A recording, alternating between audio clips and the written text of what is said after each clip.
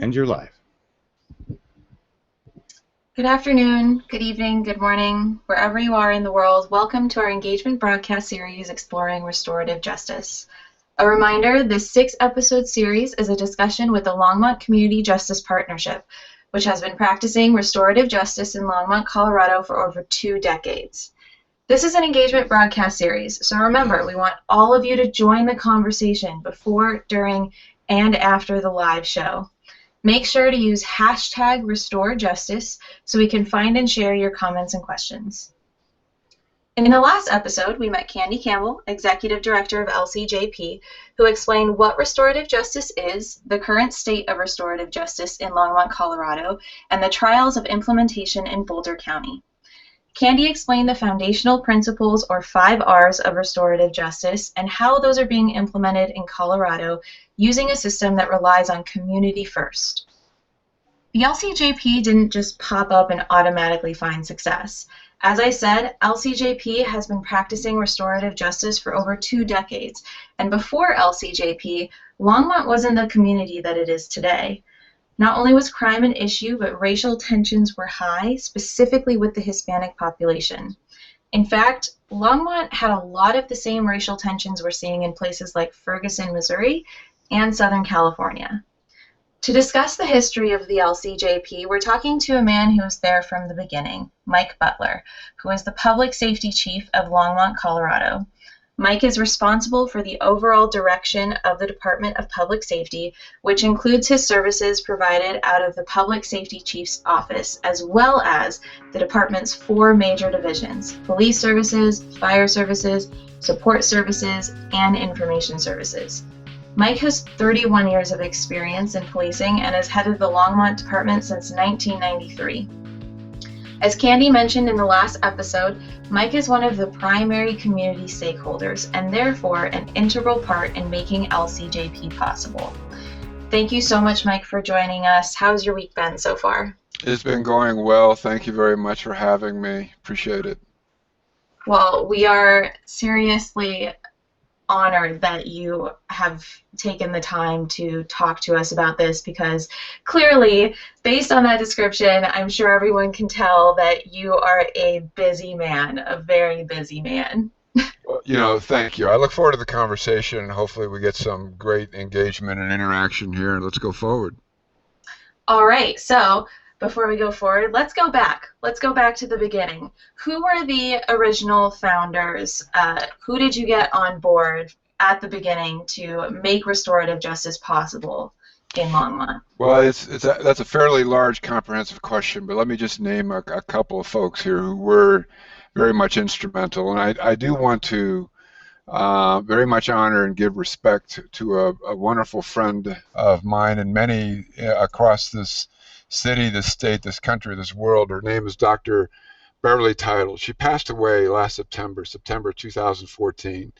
And I'm going to give her total and complete credit for bringing the concept of restorative principles, practices, and justice to our community and ultimately to our state. And it has resulted in so many good things. And so Dr. Beverly Title, Beverly, was a great friend to many people, including myself. And so she brought this concept to our community. We began having conversations about how it could look, how it could play out, how it could manifest itself. And so we began having those conversations. We put together a small task force of other people, including someone named Lana Leonard. And so the 3 of us, for the most part, kind of pulled and pushed this concept forward. We were able to obtain a grant from the state of Colorado and began a trial pilot project here in Longmont. That happened about 20 years ago. So, are you saying that this entire concept of implementing restorative justice into Longmont started from just sitting down and having a conversation?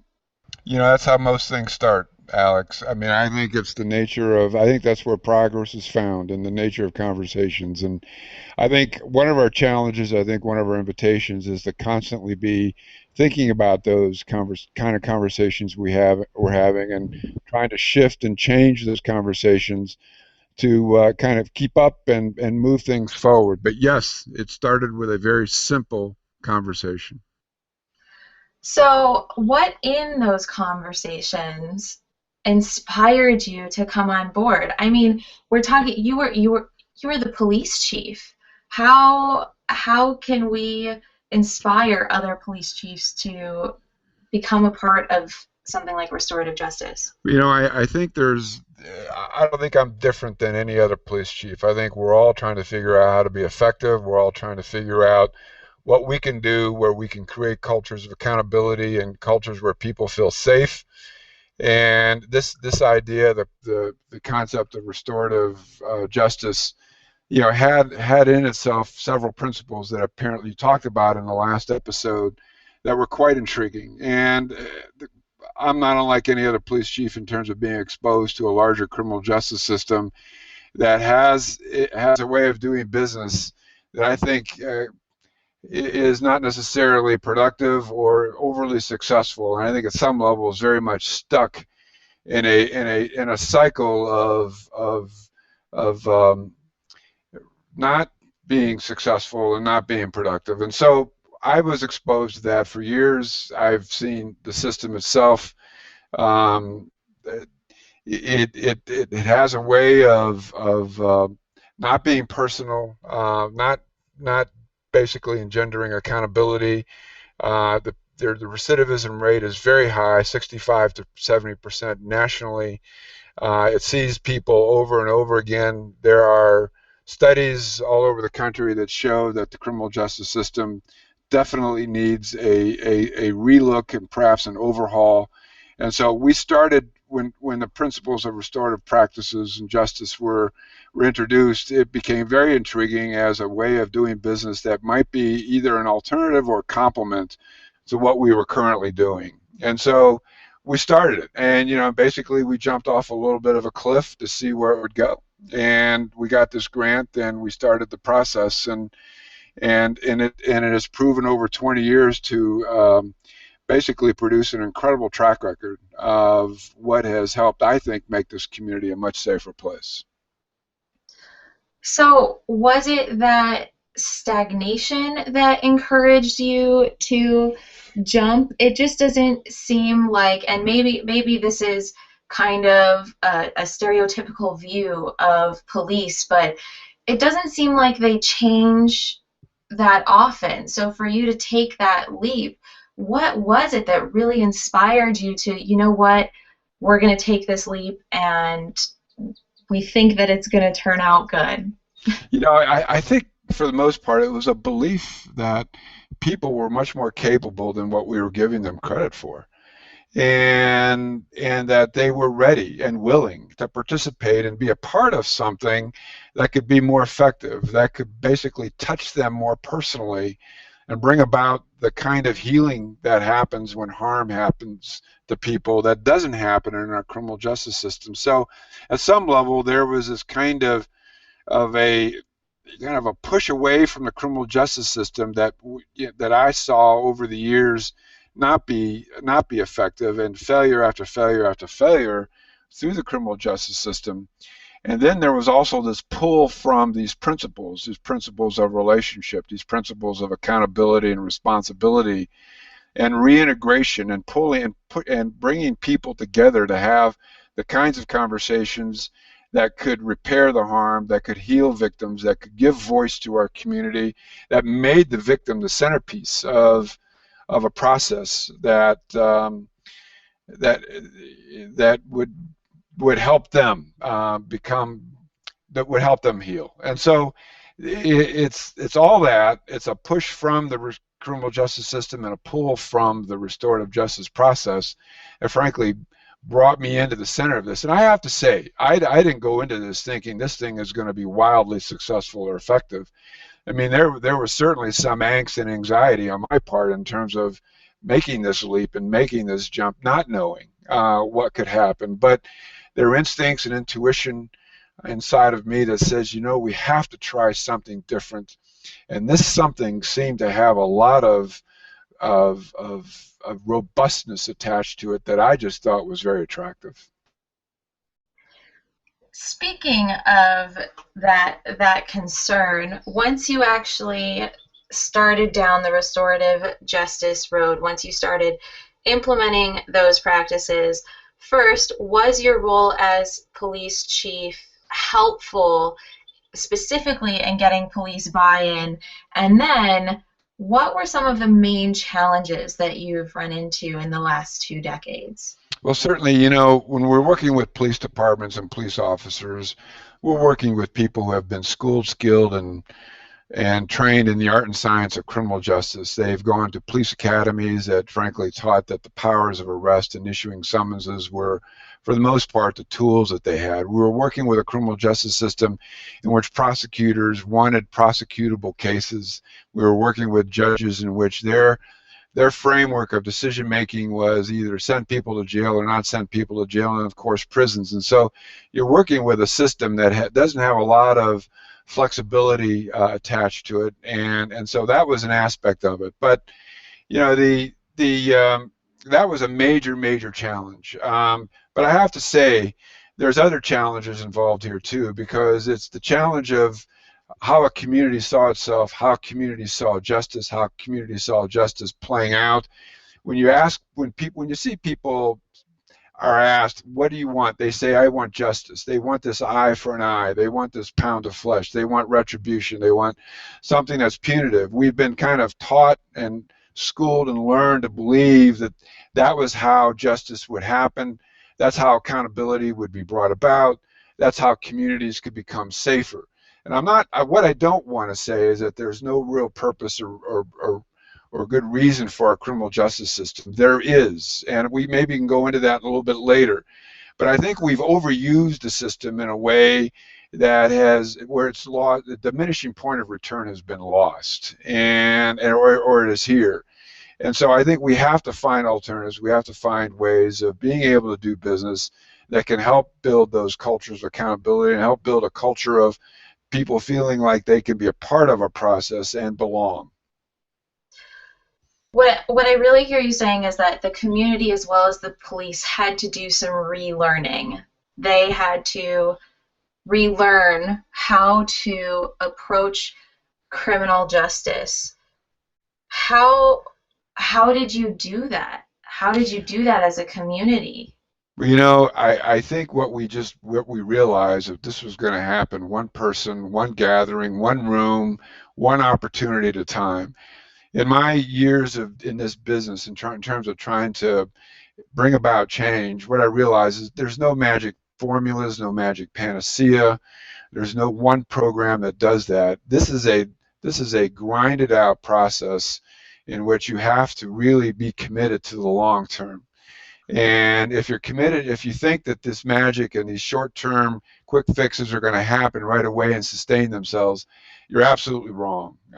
This has to come with commitment and a conviction towards seeing a change happen, start, and sustain itself over a long period of time. And so I've been fortunate to be in this community and to help that process along. But and so what we began the art and science through conversations. We just began to have conversations with many people internally, our police officers. We found people who wanted to champion this program and wanted to champion this concept. We found people in our community who were wanting and willing to be a part of this. And so we found champions. We found champions internally. We found champions externally. We began our conversations with other high leverage points in our community, elected officials, our council, our school board. We began having conversations with lots of service groups throughout the community. And so we began the process of introducing this idea of restorative practice and restorative justice. And it was introduced through my office, introduced through me, introduced through Dr. Beverly Title, and a few others in the beginning, in which we began to move down this path of saying, hey, there might be something entirely different here that we can bring to life that can have a lot more impact and a lot more effect than what we're currently doing. You're talking about having these conversations with different people, and they're really, even though they're in groups, you also have built these relationships individually with each person. And that's something that we wanted to briefly highlight today. John has a couple of pictures, courtesy of Dan. He's been sending them to us, of the Sunday walks that you do. So can you tell us a little bit about why you do those Sunday walks, what they kind of entail, and how they play a part in the restorative process? Yes, they are restorative practices. They speak to relationships. They speak to respect. They speak to responsibility and reintegration, those principles of restorative justice. But last July, I asked Dan Benavides, a friend of mine, he speaks Spanish better than I do, to join me in walks in our community, and we purposefully selected low-income, predominantly Spanish-speaking neighborhoods to begin our walks. I wanted to find out what was happening in these neighborhoods, what's going on. These folks, we don't hear a lot from them. We don't see a lot from them. When we have community meetings, they very seldom, if ever, show up. They're part of our community, but they seem to be kind of in the margins and the shadows of our communities. They're struggling with trying to make ends meet.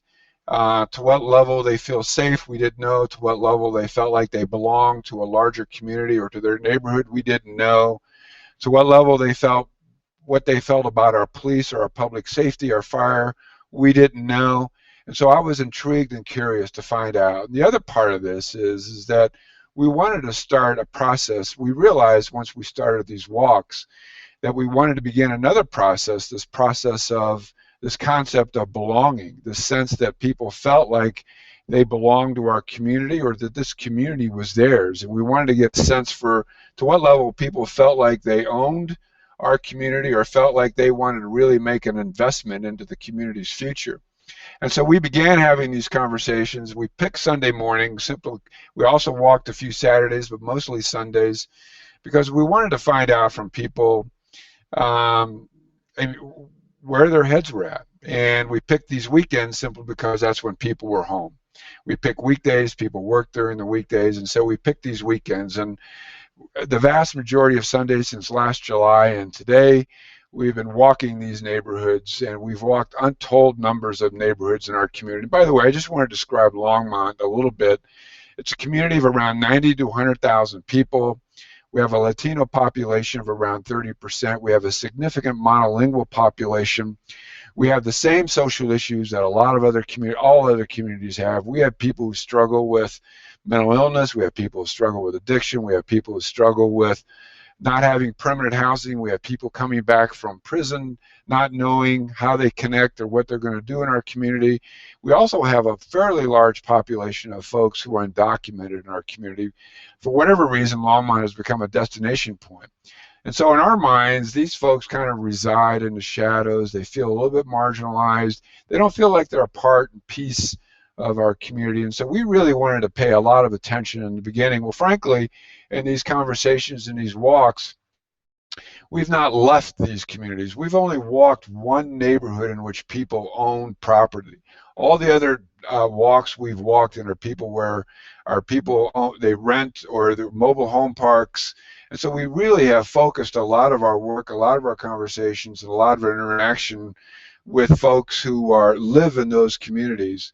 And I have to say that I know Dan's going to come on sometime in a later program, but these walks, have been life-giving for both of us. And in Dan's words, they have been actually spiritual because we have made hundreds and hundreds of new friends. And I also want to say I think there is a little bit of a lost art in terms of engaging people, strangers that we've never met, and having conversations and forming long-lasting relationships and friendships.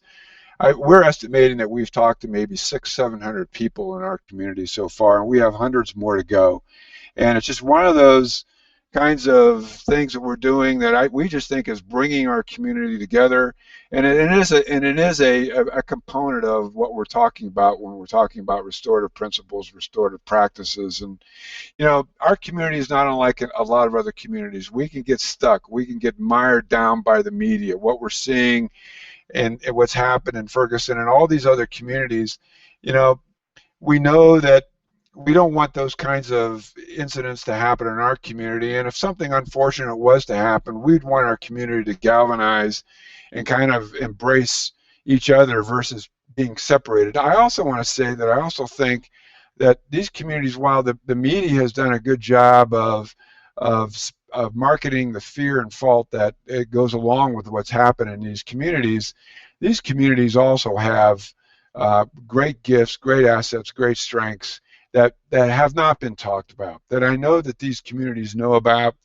And frankly, what we're doing, what restorative practices and justice does, what these belonging conversations are doing, we're saying that our community does have these gifts, have these assets, have these strengths, and we believe that our communities, the change in our community and creating an alternative or a future that's distinct from the past can come from these strengths, can come from these assets, can come from these gifts, and can come from the voices of people who have been, frankly, marginalized or have been cast into the shadows. And we want to create a place that everyone feels safe, everyone feels good to have their voice heard. Our communities are way too complex just to have a few select people's voices heard. We need everybody's voice. And we're starting this belonging revolution, which is very much an aspect of restorative justice, or restorative practice and restorative principles. So I just want to clarify for everybody. So on your Sunday walks, you literally just walk up to these people and say hi. Yeah, okay, let me just give you, this is pretty darn simple. There's nothing magical about any of this other than what happens. What happens is magical, but we show up in a neighborhood, we select a neighborhood, we go into the neighborhood, we don't knock on doors. There's people working on their cars, people walking their children or their pets, people sitting on their porches, people just out and about, going out and getting their newspaper, and we'll just approach them, introduce ourselves, and begin a conversation. And sometimes these conversations can go on and on and on. People tell us their life stories. They tell us what's causing them pain at this point. They share their hopes. They sometimes invite us into their homes. They want to give us food. They want to introduce us to their family members, their friends. And then ultimately, they feel much safer with us. They feel like there's a connection. There's more of a relationship. I give them my card. Dan gives them their card. We say, hey, if you have any questions or concerns or things like that, give us a call. We invite them to be involved in things that are going on in our community. We ask them to what level they feel like they feel safe in our community. Do they feel like they belong? What kind of contacts have they had with public safety? If they've had any, how those contacts have went and gone. And so we're very open to wherever they want to take the conversations. And the conversations have gotten personal. A lot of laughs, some tears, some people just sharing what's going on for them in their community.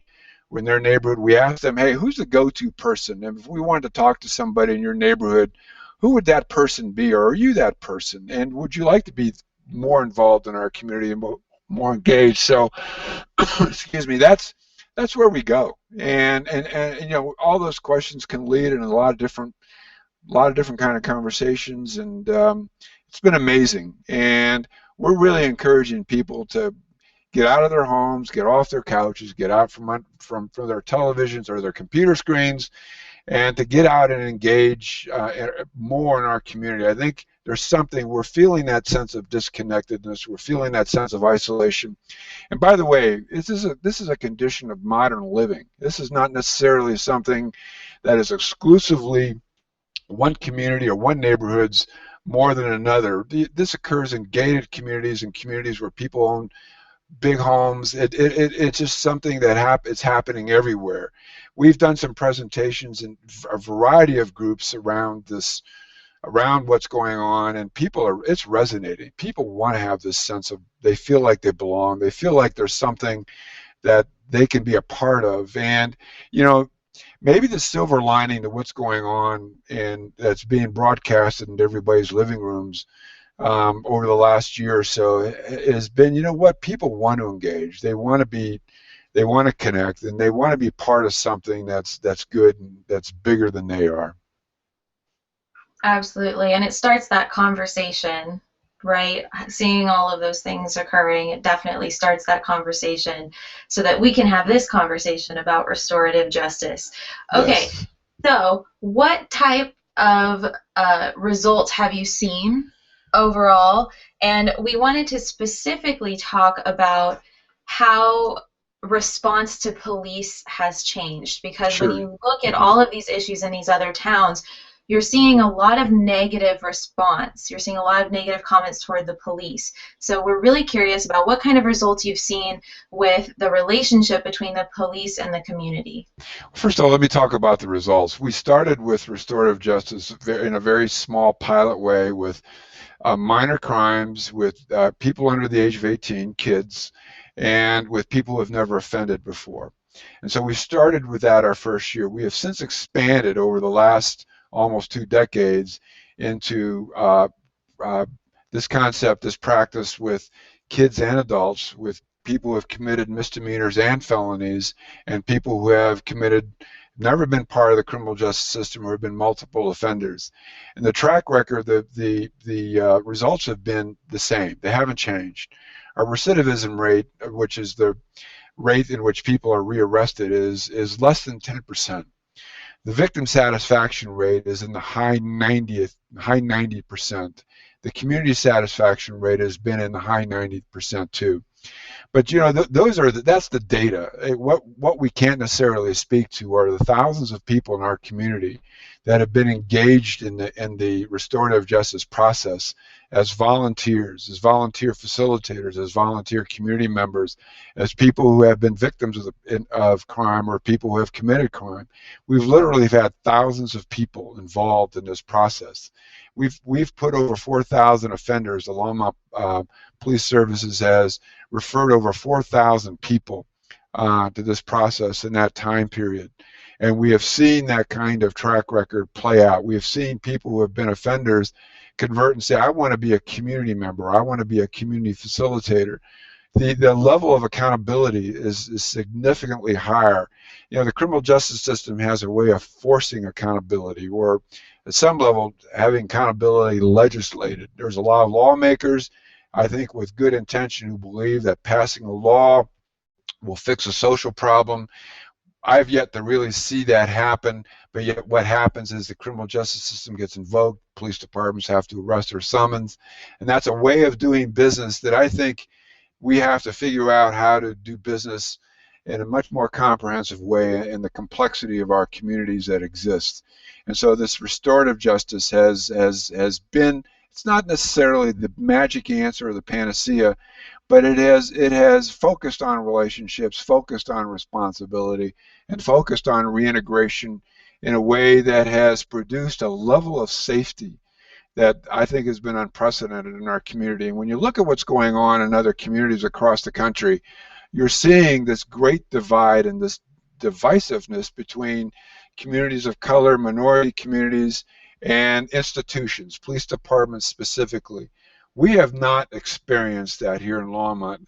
And there's a lot of other reasons as well beyond restorative justice. But we created our motto, our philosophy is policing in partnership with the people.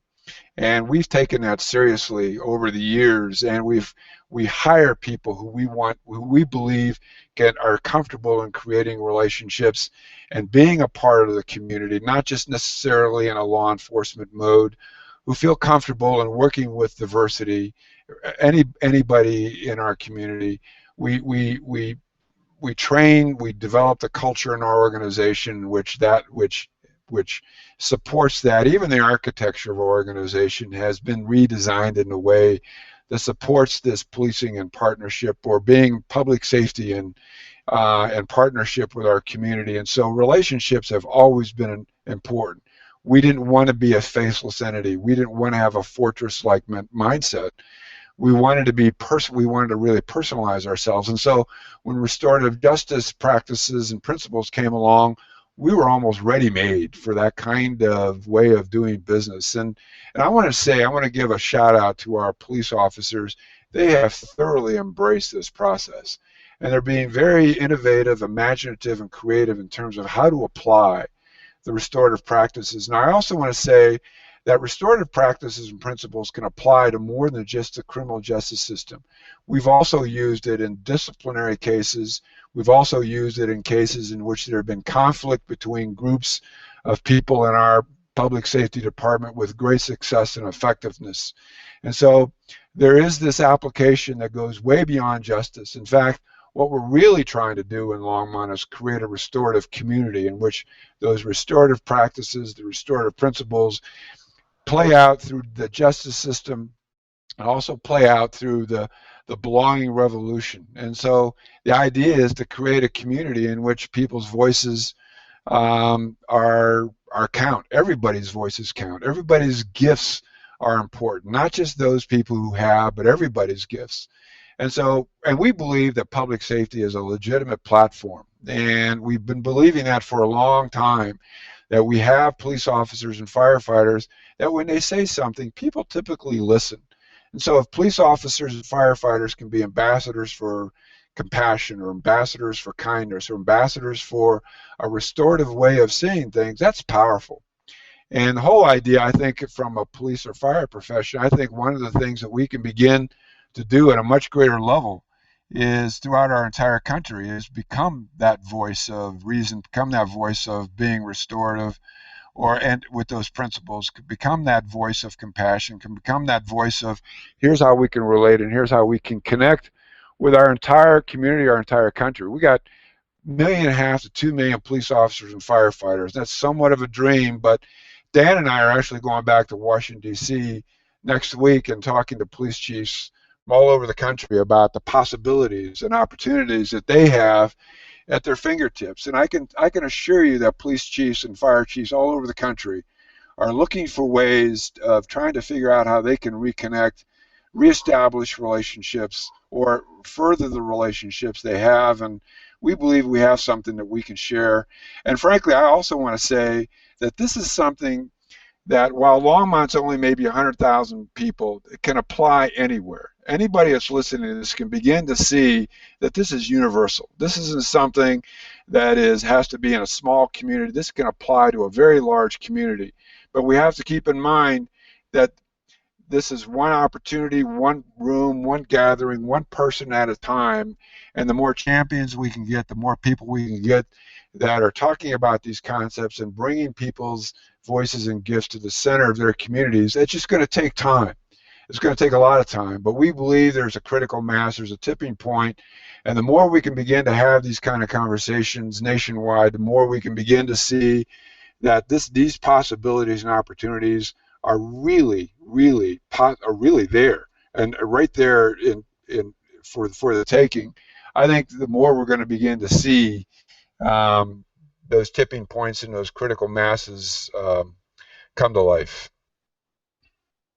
That actually answered the question that I was going to go into from Bill Ellis. So before I get into I can see the audience questions and comments, and they're blowing up. Kristen's probably having some difficulty keeping up with those. But I have one more question for you. I asked Candy the same question. What is the one question that you haven't been asked that you would like to answer? I wish you'd have asked me that before the program. So I don't know I don't know. Maybe what's it going to take in any one community?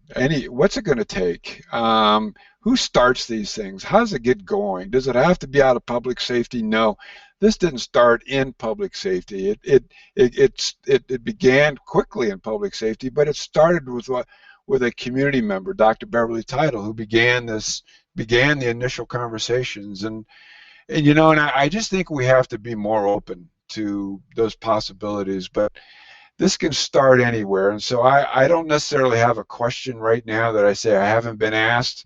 I've been asked a lot of questions around these kinds of things, these subjects, and it's like, but I also think people, what's it going to take? And there's no great answer to how.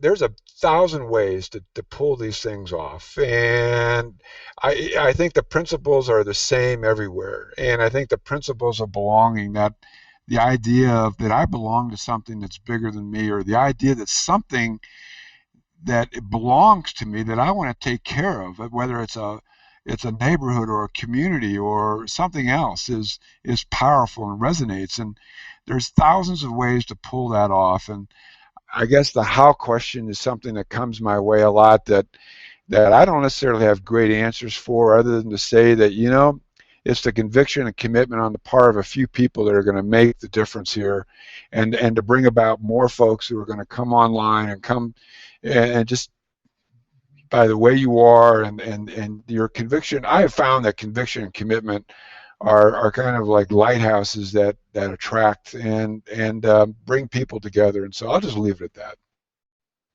Okay. Sorry to throw that curveball That's at you. okay. No curveball. It's good enough. I just had to do it. Okay, Kristen, I see that the comments and questions are just going crazy in Google+. So what do you have for us? Oh my gosh. Okay. Yeah, they totally are. They're like, people are just digging on this, and I actually snuck into a couple other places with the hashtag, and so conversations are good. I think the first one that I wanted to bring up was from Giovanni Ojeda. I'm not sure if I'm saying that right. But he did ask, and he asked it twice, so that might indicate that he's on mobile. But how does restorative justice fit in the Chief Butler's new project, the Belonging Revolution? I think that you may have touched on that, but I just thought it might be good to reinforce that. You bet. And thank you, Giovanni, for the question.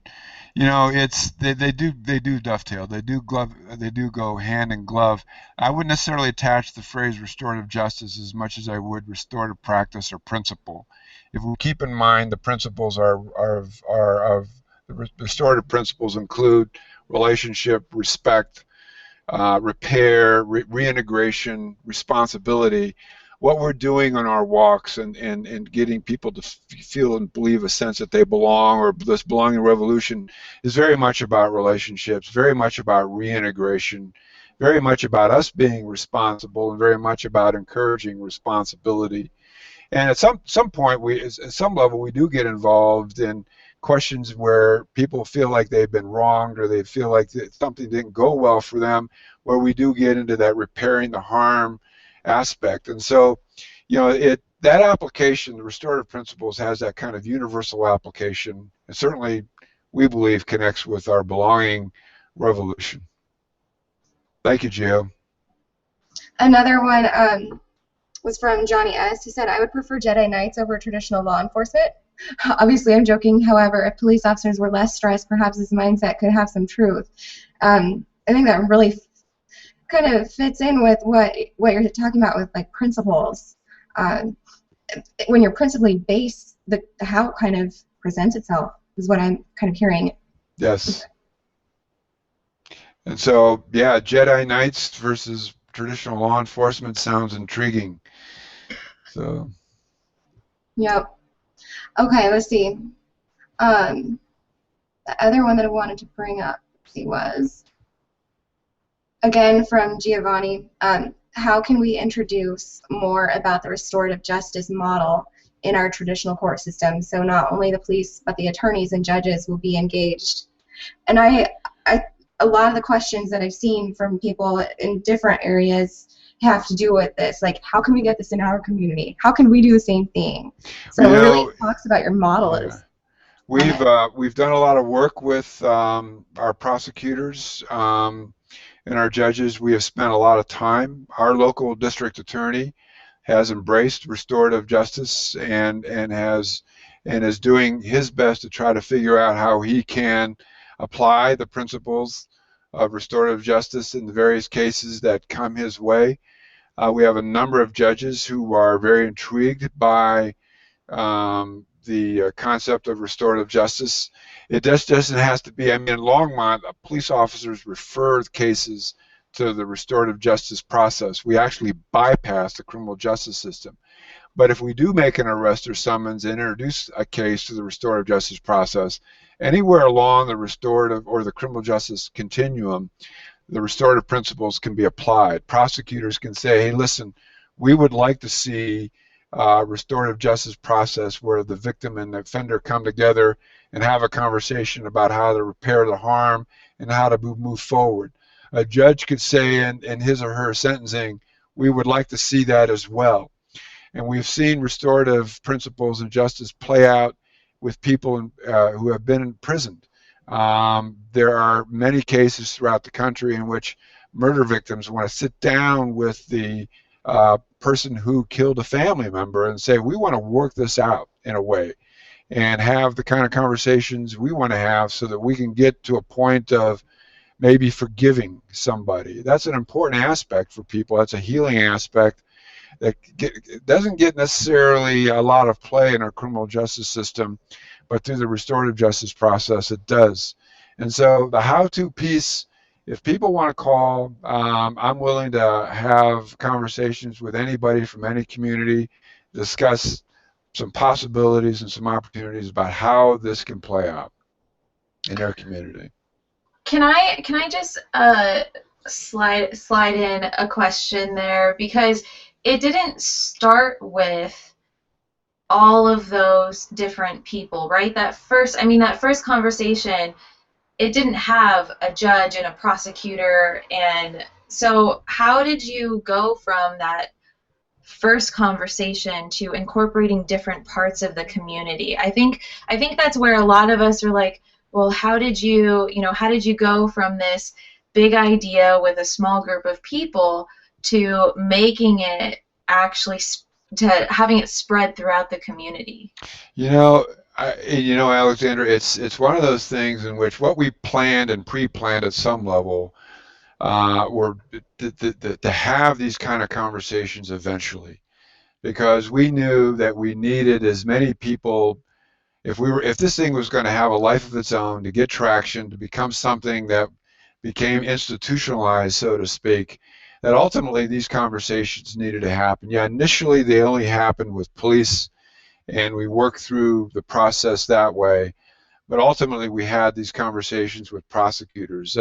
We take prosecutors, deputy district attorneys, or the district attorney breakfast, lunch.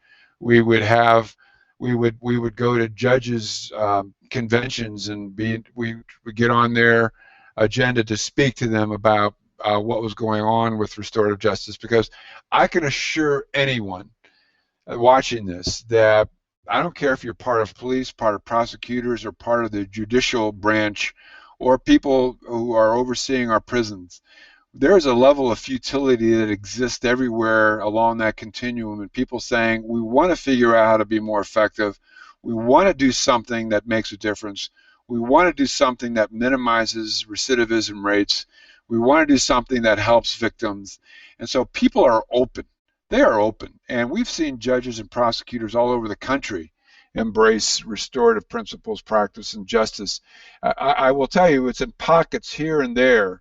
But we're seeing it more and more and more as people begin to see the effects and impacts of restorative justice, and that people are not recommitting crimes. Victims are feeling better about what happened to them, and the fact that their voice counts is so meaningful and healing for them. And so people begin to see that. And so our idea was just, we planned and at some level pre-planned these conversations so that elected officials, so that people in other high leverage positions like judges or prosecutors became part of the conversations. And over the first 3 or 4 years, we began to develop this data. Everyone wants data. Well, does it work? And show me and prove to me it works. What's interesting is that we have a criminal justice system that if we were to introduce the track record and results of a criminal justice system would get no traction whatsoever. I'm convinced it wouldn't. People say, bring me something that works. Well, we brought them something with data that shows that it does work, and that it can be applied in so many different kinds of ways that people began to take notice. And so we just need, at some level, I'm an advocate for saying we got to ask questions around what's happening in our criminal justice system. We have to reset and realign what the goals are, and we have to somehow introduce this concept of accountability in a larger, deeper way, and we have to somehow figure out what happens in our criminal justice system has a direct impact on the safety of our communities. And so those kinds of questions need to get asked in terms of how does that happen? And I can assure people that prosecutors and judges all over this country are asking those questions and are open to new ways of seeing how to do business. Do you think, there are a couple more questions, but do you think that we haven't been asking those questions because of that disconnect that we've been feeling? Yeah, there's no question that that disconnection is a big part of this. That sense of, and I'm just going to give you an example. This is not a popular position in this state, but this state recently passed a DUI law in which I think it's the fourth offense. Someone is arrested and convicted of a felony for DUI. And what we do when we go there and our criminal justice system and our legislators are saying, we're going to pass this law, the question is, are we really going to fix the issue? Are we really going to fix an underlying issue here? Or are we just going to address the symptom? There's no more room in our prisons. Our criminal justice system triages significantly in terms of doing what it does. And so when we pass a law, I think unwittingly we're saying to our community is that, what, you pay us to do these things. We're here to take action and solve problems. And when we do that, I think in a kind of a roundabout way, we're saying to our communities and the people in our communities that you don't need to do anything. We got you covered. We got your back. But yet, when you look at these kinds of offenses, you'll see the addiction rates aren't going to go anywhere. People dealing with addiction they're not going to get necessarily more treatment. There's not anything underlying there that's addressing the cause and the issues. And so at some level, criminal justice system and the passage of law are frankly just addressing the flow of symptoms. And we got to get better at addressing the causes and the roots. And this belonging revolution in this aspect it takes into account that there's great social capital, there's great spiritual capital, there's great community and human capital that exists, that if we could surface it, activate it, and surface it in a way, we could begin to address these social issues at the cause level, not necessarily at the symptom level.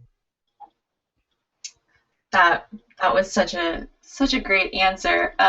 Okay, I see that there are a couple more questions, so Kristen, go for it. Okay. Let's see. We have one from Jessica Goldberg. She's asking for an example from start to finish of Restore Justice. Well, I'm not quite sure exactly what she's asking for, but I can tell you of a case that I was involved in a few years ago where we had 4 kids in our community that broke into around 50 different cars, 50 different victims. And we put that case through a restorative justice process. And what happened in the end was that at one point the victims in this case were very upset and angry with these kids for doing what they did, because some of these folks didn't have insurance, they had to fix their cars themselves, and that the damage that came from this. And in the end, what happened was that there were relationships that formed that I think caused the victims to feel much more concern around the offenders, the kids themselves, and the kids to really have a larger sense of empathy and accountability towards the victims.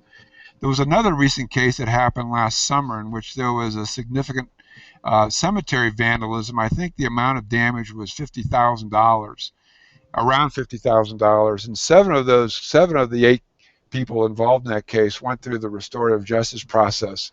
And what came out of that case were people, the healing that happened was significant. The kids themselves began to take a lot of accountability as they began to connect to the victims themselves in terms of what happened, how they felt about it, what they went through. The victims that became more connected to the kids who were involved in the damage, and the relationships that developed after that were pretty profound, to the point where I remember one victim talked about how good they felt about what the process brought about, and how they felt more connected to what was going on with the kids themselves. And we haven't seen these kids that I'm aware of back in the criminal justice system process because of their connection to the victims, their connections with the community. There were community members there that talked about how it impacted, how the behavior that they did impacted them. They became more accountable to the community, more accountable to the victims. And frankly, when people make the choice for accountability, we believe that that sustains itself in the long run. So from the start to finish, those are the things that happen in a nutshell in one of these restorative justice cases. That was really awesome. I'm pretty sure that's probably what she was looking for. Thank you. I have a question that I wanted to sneak in. The restorative justice concept reminds me so much of concepts of alternative healing, always asking questions and seeking, better answers, more answers that are going to be more inclusive of the things that we have as resources in our earth. Yet we have drug companies who hold back things that are herbs that have been proven to help because they can make so much more money on this product.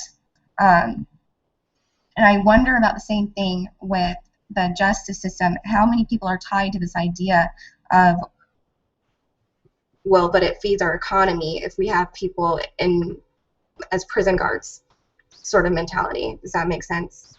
Yeah, it does. I think I know where you're going with that, Kristen. And I don't think, we're not a for-profit industry. The criminal justice system isn't a for-profit. It employs thousands, hundreds of thousands of people, millions of people throughout our country. And I don't think it has a great impact or effect on the economy. In fact, I think it actually detracts from our economy at some level. But is there a school of thought that speaks to this is a profession that does business in a particular way, and when we try to bring a change to the system itself, that can be a difficult process to bring about that change? Absolutely. And we have a long ways to go. But I also believe that over the last few years, we're beginning to see that there are other alternatives, there are other options, and I'm hopeful that there are folks within the criminal justice system, that there are professionals who mean well, that have big hearts, that want to do the right thing, that can really embrace those kinds of changes to become more effective. Because ultimately, we're dealing with folks who've been traumatized, who've been victimized. We're dealing with people who have made bad decisions around committing crimes and harming others, or stealing from others, or damaging other people's property. That there are ways of being able to address those issues that bring about a greater level of healing, bring about a greater level of accountability, and frankly will make our communities healthier in the long run. Because these folks are all part of our community. They may be in prison temporarily, but they come back into our community. And these folks who've been victimized stay in our community. And so I think people in the criminal justice system, in my mind, have an obligation to try to figure out how we can do business better and more effectively at all times in terms of doing what we're doing. I understand the nature of your question. I don't think, because we're not a for-profit industry, I think it's not quite the same, but I understand where you're coming from. One thing that I've been doing lately with my children, because once I heard one of them refer to a police officer as a cop, and I was like, whoa, brakes. No, let's talk about them in a little bit more respectful way. They're police officers, or, just don't say cop. Like, I have a sister that was a police sergeant, and so that's where I come from. But I started asking my children, which superhero do you think that one wanted to grow up to be? Because I really believe that anyone who enters in, sure, they might get jaded. However, they came in with a good heart. They came in wanting to do something good. And it seems like with this Restore Justice program, it really offers people who came in to be good to still be good and still act principally based. That's just wonderful. I wanted to pull up something from Wayne Metter. He asked, what is the best way for me as a citizen to get into the head and heart of the local officials? How can we help push the shift along at the local level? That's the magic $64 billion question, I believe. And I just think you need to call them, make an appointment, talk about possibilities and opportunities, find out where their heads are at. I want to go back to what you said around the heads and hearts of people in public safety, whether they're police or fire or emergency management or communications, dispatchers.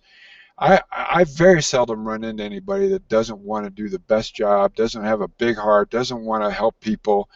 Occasionally we get caught up in things, and we're people, we're human, we make mistakes, and because we're such a high profile industry, the media wants to make a big deal about that, and I think at some level sacrifice the dignity and wholeness of people or a community for the drama in the moment, so to speak. But there's quite a bit I think people can do, and I say galvanize a group of people.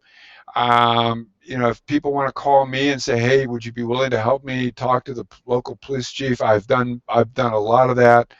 But I would bet that the vast majority of police chiefs have heard of restorative justice, and maybe they're looking for someone from the community to partner with. And so those opportunities might be there already. You go in and you offer, say, hey, here's what we're willing to do, here's what we're willing to bring about. You just can't throw the responsibility at government or police departments. The Longmont Community Justice Partnership is very much a community-based process, and it's run for the most part by people who don't belong to government. No one belongs to government. The thousands of facilitators and community representatives, they're volunteers, and so that's the essence of restorative justice in our community. And so I think you have to come by saying, we're willing to partner with this. We're willing to help make this work as well. I think that will get you a lot of traction and a lot of mileage. And Mike, that is so incredibly kind of you to offer your time and you as a resource for other people to implement this into their own cities and their towns. I think a lot of us, a lot of the time, we think of police chiefs and we think of men and women that are so busy that, we're just one citizen. Do they really have the time for us? Can they really take that time to talk to us about an idea that we think that we have? But I think you're setting a great example for other police chiefs, for the rest of us to see that they do want to talk to their citizens. They do want to talk to us. Maybe they're just not certain how. They're just like us.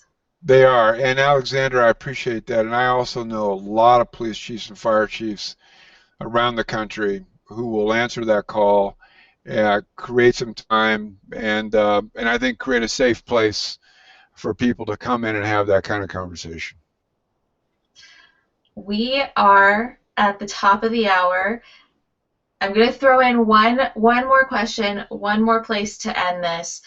Before we went live, we talked a little bit about how this could work federally. Could it work for the entire United States? Do you think it's possible, Mike? Without question, without hesitation, absolutely yes. I think we're headed there. In some form or fashion, I think we're headed there. And I think people want that. I think people are hungry for that kind of connection. They're hungry for that kind of service. They're hungry for that kind of way of doing business that honors and respects human beings in their wholeness and in their dignity. I really believe that's where we're headed. And there's all kinds of ways of getting there, as we talked about before, but there's no hesitation or question on my part on that one. That's exactly where I want to end it. Okay, so anybody out there, you heard Mike, if this is something that you are trying to do in your local government, just reach out to them. Have a conversation. We are always at your disposal. Keep the conversation going out there on the web with #RestoreJustice. I want to thank Kristen for being here, helping us highlight your comments and questions. I want to thank John for making it all look pretty, of course. And last but certainly not least, thank you so much, Mike Butler, for spending time with us to have this discussion and honestly to really give a lot of us, I think, a sense of hope that many in the U.S. want, but we weren't certain was there. So thank you so much. Thank you, everybody, for joining us. Again, keep that conversation going, and we'll bring episode 3 to you once we schedule it. Bye, everyone. Thank you.